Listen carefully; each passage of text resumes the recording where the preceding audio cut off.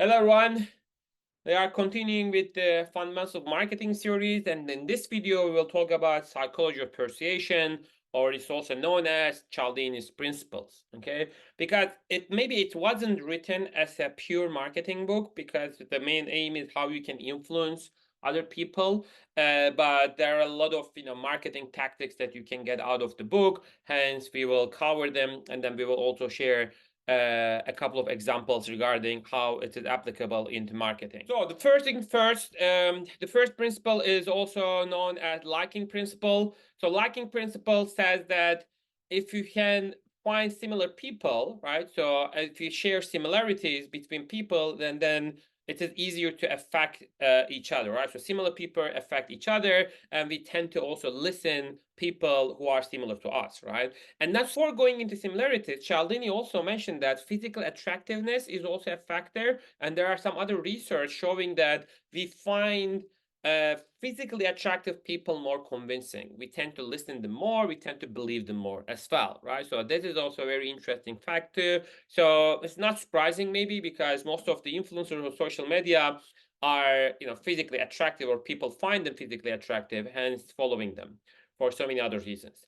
But in terms of liking, in terms of similarities, what are real similarities? So similarities would be smoking same cigarettes, smoking drinking the same beer, having the same religion, same ethnicity, watching the same TV show, supporting the same team, or even born in the same city. So those similarities, if you see, oh, okay, so he actually or she was born in the same city like me. Let me listen. Let me see let me see what they are saying. So this type of similarities are also effective, right? And the second principle says that reciprocity is an effective way of getting people's approval, because if you do something nice to someone, they tend to do it back to you. Okay, so they try to repay the kindness that you show. But how companies can use it, I'm going to come to that in a minute. But before that, on this topic, there's also another really good book. If you haven't read it, I would strongly recommend you to read this book, Adam Grant's Give and Take. Give and Take book is focusing on this principle only: how being kind or helping other people can help your career, can help you build your career as well. Okay, so it is such a strong principle, and when you start doing it, you'll see the impact immediately. So third principle is consistency. Consistency means that if you are committed to something, and if you share this with other people, you feel like you have to do it, right? So this is the principle of consistency. So if you make your commitment active and share with other people, and then you try your best to keep your commitment. And this is very true for the companies as well. If companies say that they are going to go carbon zero in 5 years or 6 years and share this with their audience, the stakeholders, and everyone, then they have to work on this, because if they do something against that principle, against that commitment, stakeholders will judge them, okay, or customers will judge them. So it is also true for companies.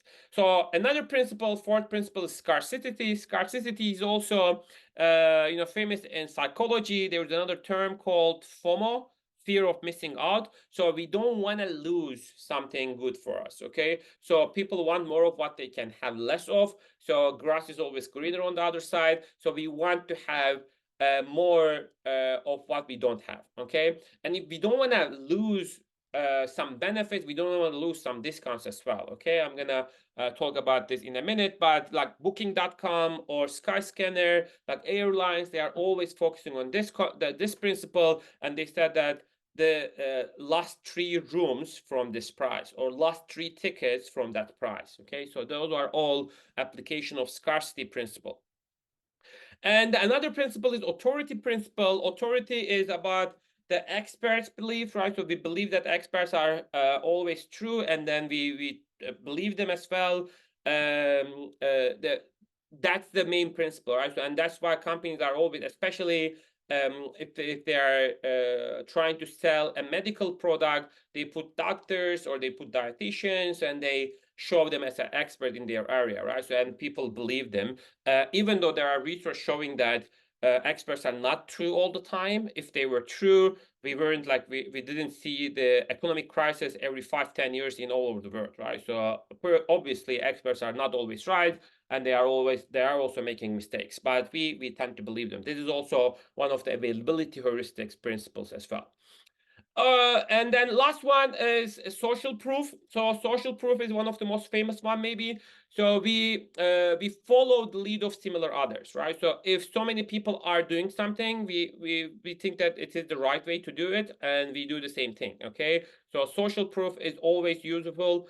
Especially in the online environment, we said that this is the most popular product, it is the most sold item, and then show them that it's also like socially proven to be a good product or service. Okay, so let's see some examples of those principles.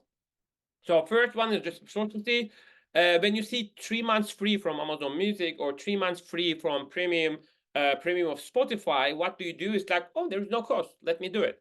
So they are doing something kind for you, right? So the companies, those brands are giving something free to you, and you feel like, okay, then you need to be the member. Once you are member, so that is the trick, by the way. Once you are member, and once you create your playlist for 3 months and listen music on this platform, it is really hard for you to switch to another platform, right? Because all the investment that you have done creating your playlist is gonna cost you a lot in terms of time and effort if you switch. Okay, so that is the kindness principle. So they lure you onto their platform by giving you something free, but in return they earn you as a customer. Okay, so that is reciprocity principle.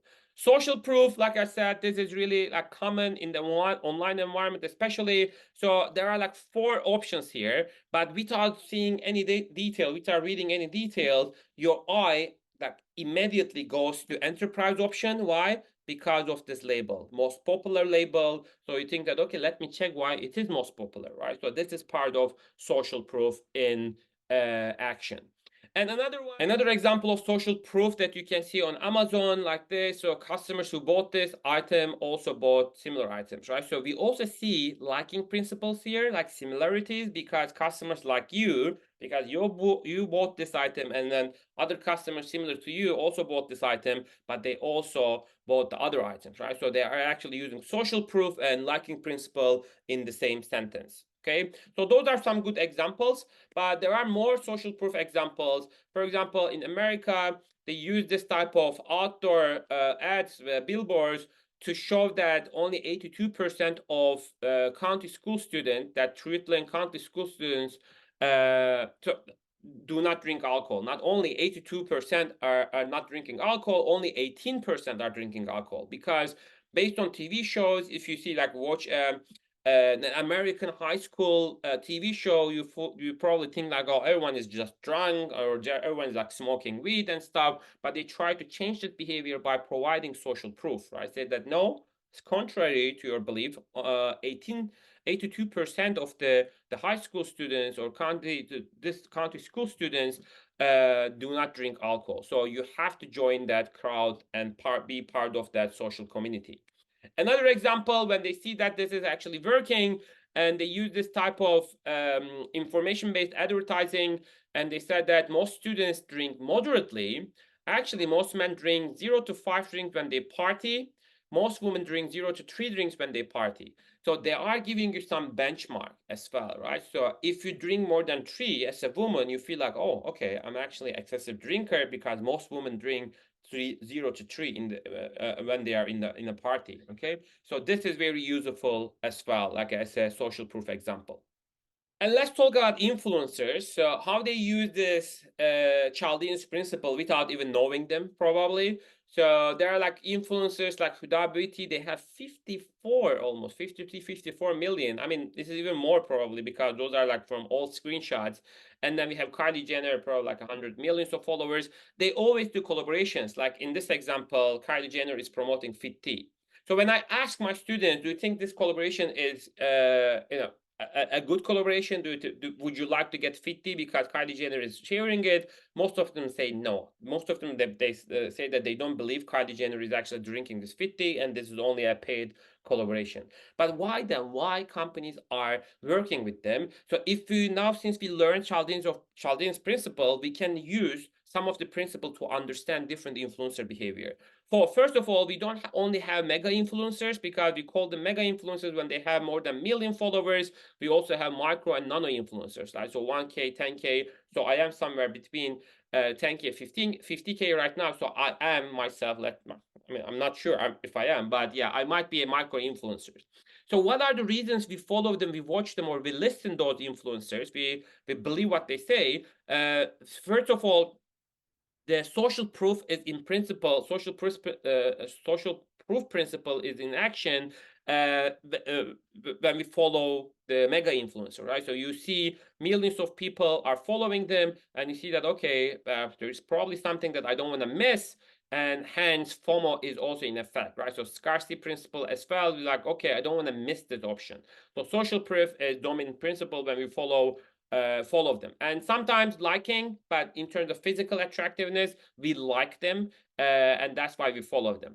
But when you go down to micro influencers, you see principles of authority in action, mostly because you listen or you follow those people because you think that they are expert in their area. So you can also think that I'm an expert in marketing, which is true, and that's why people are following different accounts. So we see different principles in action when it comes to the social media influencers as well. So please let me know what you think about this type of content and share your own examples. And thank you for watching this video. I hope to see you in other videos. Take